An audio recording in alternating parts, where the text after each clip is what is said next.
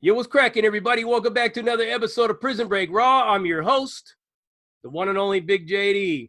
Go ahead, get this channel, subscribe, share, leave some messages or comments, hit the thumbs up for the like, hit the notification bell to be informed on all episodes when they drop. So I don't know if you remember, some time ago, I had a guest on my show. His name was Tyler. He was from out of Washington, did a little time in Washington. Some of the people kind of noticed that he was a little nervous, and he was very nervous about being on Prison Break Raw, and he did his best to tell his story. But we got his boy right here with us now, and his boy's basically gonna talk a little bit about his history with Tyler. He's gonna talk about his own personal history, where he's been, what he's been involved in, where he comes from, what he's doing now, what his plans are for the future. He's gonna break it all down to you. So you're going to hear the guts, the glory, and the triumphant future in his pursuit of his goals, all in one story. And we're going to break this down into two parts. We're going to try to go for about 45 minutes or so, somewhere give or take around that time. But I got my man right here. This guy's name is J-Rock too, but he's not the J-Rock from AZ who's losing more subscribers than leaves on a tree during fall.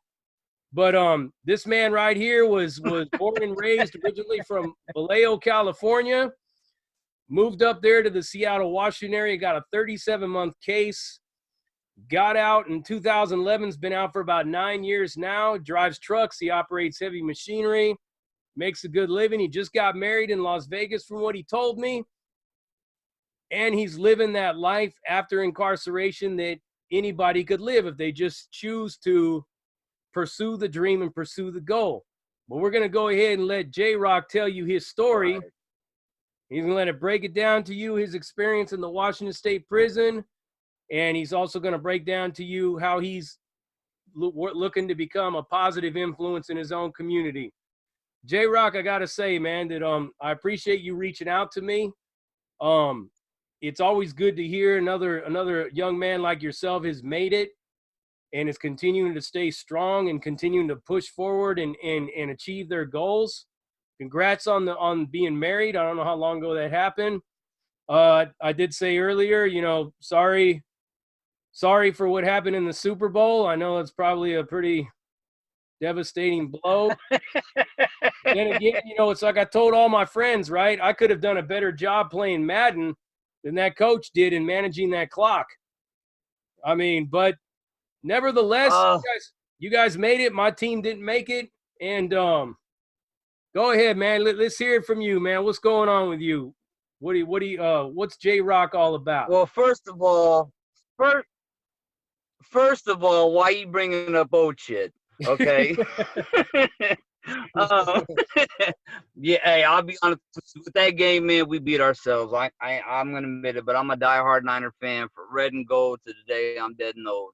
But no, I'm 35 years old, man. I just turned 35 in January, and I was born and raised from the younger parts of my life in Vallejo, California, from the Bay Area. And for most people, if you don't know where Vallejo is, if you know E40, Mac Dre, that's where they're from. My dad was military. Base got closed down there. We got moved up to Washington, where I grew up in a predominantly Hispanic, African-American, Samoan, Tongan, Asian area, you know what I mean? And when I moved up to Washington, where I moved to, I'm about 45 minutes north of Seattle. And so, I moved to an area where it's predominantly white people, and I mean, when I came up here, I was like, holy crap, there's white folks around here. And so when I came up here, I still had the same mentality that I did when I was in California. I have a lot of older cousins that ran Northerner down there. They're all Norteños. A lot of my family's Hispanic.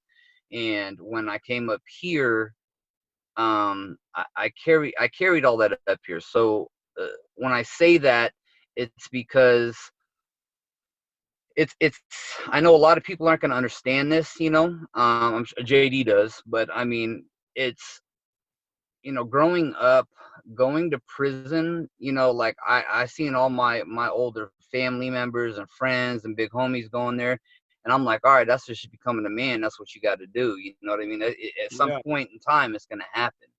Well, when I moved up here, you know, it I came up here, and when I seen all these people up here, you know, there was a lot of, you know, white kids that did drugs. You know what I mean? I'm a white boy myself. You know what I mean?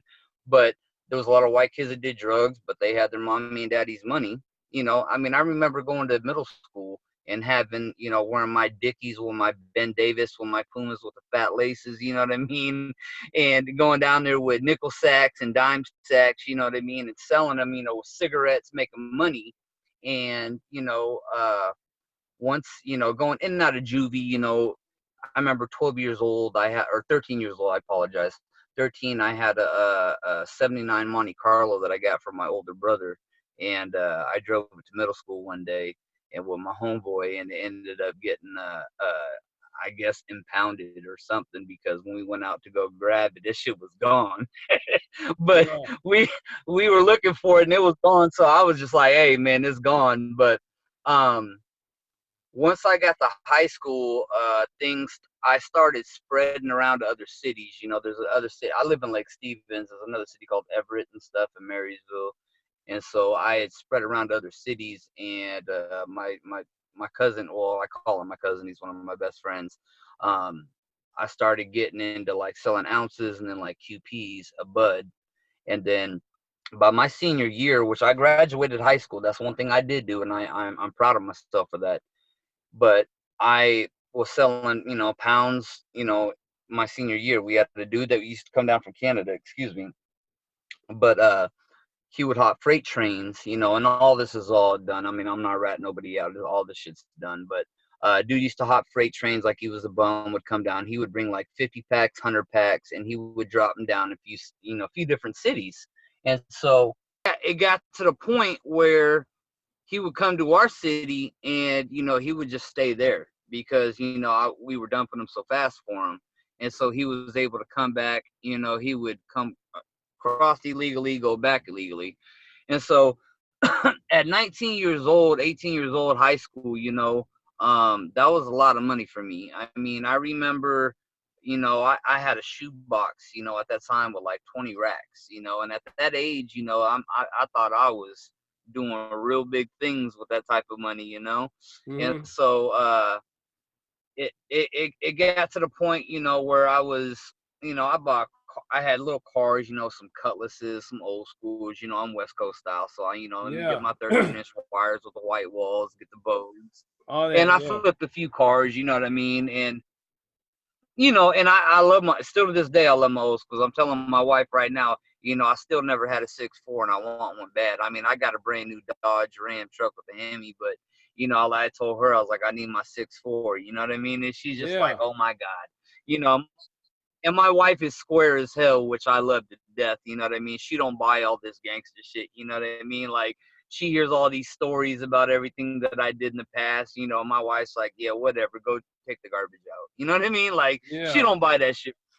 You know, which that's why I love her so much. But um, so I was hustling weed and I got a lot of money saved up at this time. Well, crack hit in 85, well, 83 to 85, and so when crack hit back then, it was a big epidemic. Well, my day and age, like, like JD, I look at your age group, like you guys are big homies to me. I learned from your era. Technically, I guess I'm a millennial, I guess, because I was born in 85, but I don't Hmm. look at me as one, you know what I mean? Because Yeah. I grew up from the old school age, you know what I mean?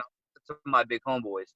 And so you guys kind of paved the way for me. So when like rock hit and all that stuff, that's how it was through the 80s and 90s. Well, in my age, after the weed, it hit opiates. You know what I mean? So up here, the Oxycontin hit bad. You know what I mean? Oxycontin, and I'm not talking about just people on the street. I'm talking about, soccer moms. I had soccer moms paying me $1 a milligram. I had a fat ass connect at the first time. I was getting for, 80 milligram oxys, 40 a pop. you know, and I'm selling for 60 to 80 a pop, you know what I mean? So I'm picking up you know, a couple hundred at a time.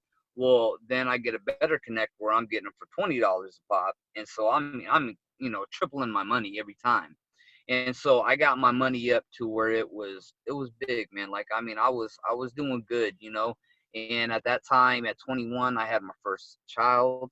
I had my son's mom with me at the time, and you know, I had a house down, you know, it's 2 hours south or hour and a half of south of Seattle, and then I did my business up north, and you know, I had a few different cars here and there. Long story short, I guess I'll just break it down like this. So, when I sold to a confidential informant, so a CI, I got a phone call one day, or the day that you know, everything started when shit hit the fan. Um, my baby mom told me that the cops had hit my mom's house, and so I had an apartment up north. That's where I did all my shit, but I had my family house down south where I had my girl and my kid, you know, and you know, I didn't bring anything there. And so I got the phone call, but also I got a phone call from my homeboy's girl saying that he had got hit earlier that morning. And so when he got hit, I knew that I was going to be next. I mean, it's, you know, inevitable. And so that day, I freaked the hell out. You know, my number one priority was getting to the apartment to get my money. I just wanted my money. You know what I mean? I'm like, I did all this work. Let me get my money, get it away. So that night, I got a hold of a smoker, got the smoker's car, got my homeboy to drive me. You know, I stayed at a motel that night. I'm like, hey, you know, we need to get to my money, this, and that. And so the fast forward the next morning, I tell him, I'm like, hey man, I'm like, we got to get to the apartment. So the apartments that I stayed in was a one-way entrance going in. You know, one way in, one way out. So we got the smoker's car. You know, down the street from the apartments, we had these. It's like an industrial parking lot. So I jump in the trunk, and I'm like, all right, bro. I'm like, when you hit the parking lot, I'm like, bro, you got to look. You got to tell me. I was like, is there, keep your eye out, because on in Snohomish County where we live, they have what's called Snohomish Regional County Drug Task Force, and usually they're always out on the streets on Tuesdays and Thursdays, and from pushing on the streets, we know what type of cars they push, they're running and everything. And so my boy knew, and I'm like, just keep an eye out when we go through, just make it a loop through the parking lot. Well, he pulls into the parking lot and he backs in. He's like, bro, he's like, there's nobody in there. There's nobody in there. I don't see nobody. And I'm like, all right. I'm like, well, fuck it. I'm like, all right, let's do it. He backs in. I jump out. Well, in the apartment, it's a 3-story apartment. And so there's 3 entrances in from the front side. But if you walk around the back, there's a fence line, and then there's woods on the back side with trails and that people walk their dogs and shit like that. So I jump out of the trunk, I jump out, and I walk around the back. And so I jump up the stairs, and I'm on the 3rd story. Soon as I jump up to the 3rd story and I get up to the top, when you look forward, there's like little entrances into the hallway to the apartments. Soon as I cut to the right, bam, police hit me right there. I mean, they jumped out. They had the whole canine out there ready to rip my damn face off.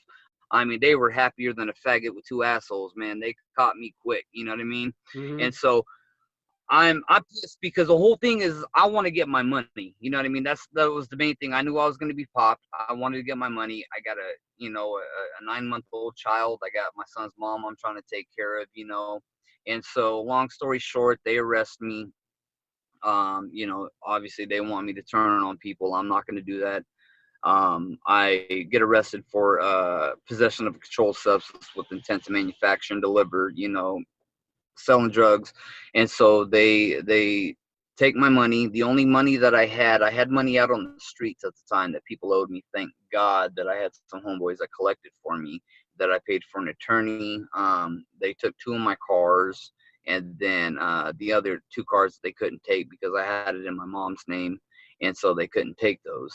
And so I end up, they gave me a 5-year bid. I do 37 months on that, and I don't know, like when I ended up getting locked up, shit hit me so hard because I thought that I was untouchable at that time. Like it was like, I thought that I was gonna, be able to make this money like everybody does. I'm gonna make this money and I'm gonna get out. It doesn't happen like that. How many homeboys, how all the you did way more years than I did. You know that. You know what I mean? It just doesn't happen. And in the state of Washington, thank God I didn't get caught in a state like Cali. You know what I mean? I'm so happy that I got caught in a state like this. You know what I mean? Because in Cali, it would have been way worse for me. You know what I mean? I guarantee it. And so it. I ended up after I get to prison, I get sent to it's like a reception center. It's like being in the old Chino or whatever, San Quentin. So excuse me. I go to a place called Shelton. So I go there, I do my op there. Well, I could have had family come and visit me, which would have helped me because I would have been closer to my people if they would have done that. But I ended up getting in some fights there, and when I ran out there, I ran with, out here in Washington, politics, they follow off of Cali, but it's not as strong. You know what I mean? And only reason I know that is because of my family members that have been out there. I've heard the war stories from Cali. I know everything about, the prison system out there. It follows out here. We had, people up here from in the prison system that came from Cali.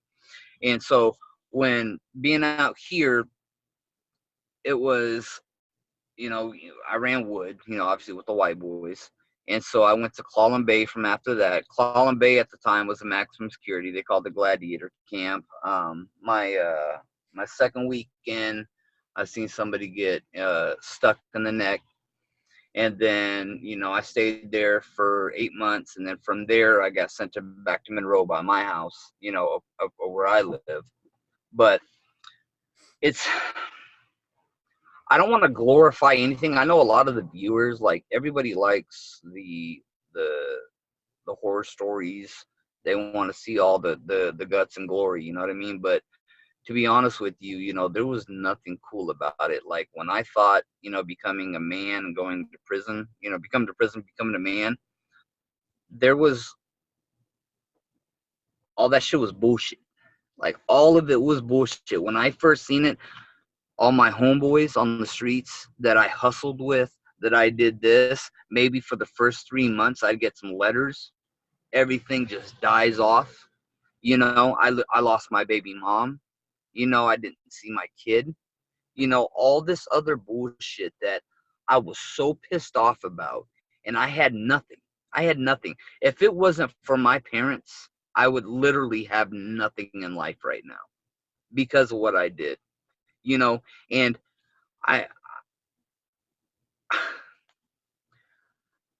can't stress this right now. I try to talk to youngsters nowadays. Like I've talked to a few at high schools, a few here and there, some gang coordinators that I know around here.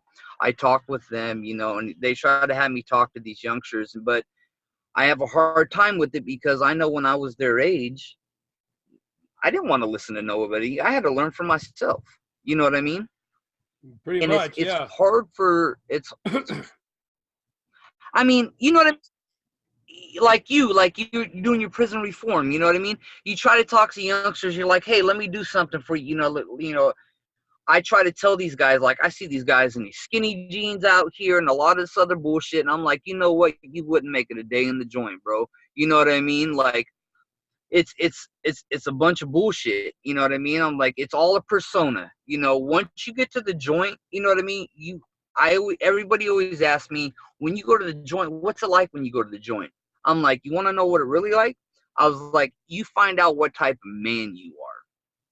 Because if you go in there and you're on the street and you think you're some badass and you think you're fucking pushing this or, you're some gangster, go to the joint, you're going to get your gangster tested.